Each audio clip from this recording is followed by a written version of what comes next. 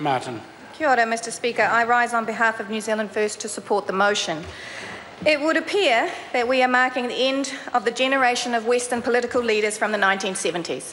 Malcolm Fraser's death follows that of the other two major players in Australia's biggest ever political crisis. Order. It's a respectful motion for a man who was important in politics. It's a shame that some members of the House don't feel that way, but New Zealand First does, and doesn't take this lightly. So Mr. Fraser is one of the last political players in what was Australia's biggest ever political crisis, with Gough Whitlam passing last year and Sir John Kerr passing in 1991.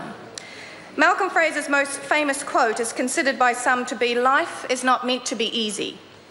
One might say that this encapsulates his belief in self-discipline and individual sacrifice, and that it sums up nicely the event that will forever dominate his legacy as a master of detail. In 1975, the Liberal majority in the Australian Senate refused to pass Labor Prime Minister Gough Whitlam's money bills. This paralysed Australia's government. The tipping point came when Whitlam refused to resign or call a general election that saw the Governor-General, Sir John Kerr, exercise his rarely used reserve powers to dismiss Whitlam's Labor government. Malcolm Fraser became caretaker Prime Minister that day, the 11th of November 1975, which is, of course, Armistice Day.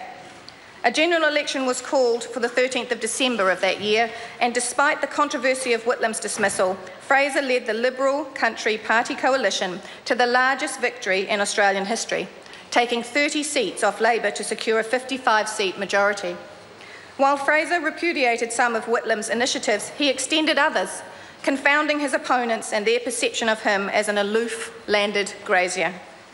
As we've already heard, from 1975 until his 1993 defeat by Labor's Bob Hawke, he established the Australian Family Court and the Federal Court of Australia. He also gave the Northern Territory self-government and passed Aboriginal land rights. He followed our much earlier lead in New Zealand by creating Federal Ombudsman. He also ended mining of mineral sands from Fraser Island and declared 36,000 square kilometres of the Great Barrier Reef off Cairns as a marine park. Yet he was also not scared to use mineral extraction where it made sense. And these resources boomed under his leadership, helping to propel the Australian economy. Malcolm Fraser was touched by the plight of Vietnamese refugees and made great efforts to expand that refugee program, something he continued with after leaving office. Socially, he introduced family allowances paid to mothers and oversaw the decision to build a new Parliament House in Canberra.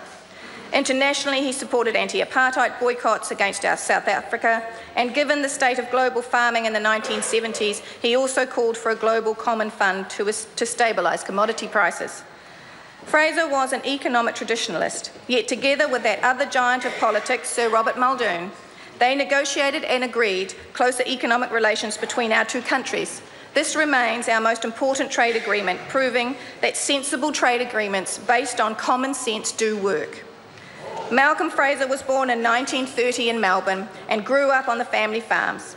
He graduated from Oxford University in 1952, working as a grazier before becoming in 1955, at the age of 25, the youngest federal Member of Parliament. He would serve for 28 years. An imposingly tall figure at 6 foot 4 inches, in 1956 he married Tamara Beggs, who survives him, and together they had 4 children, Mark, Angela, Hugh and Phoebe. Our sympathies go to them, their families and the Australian people.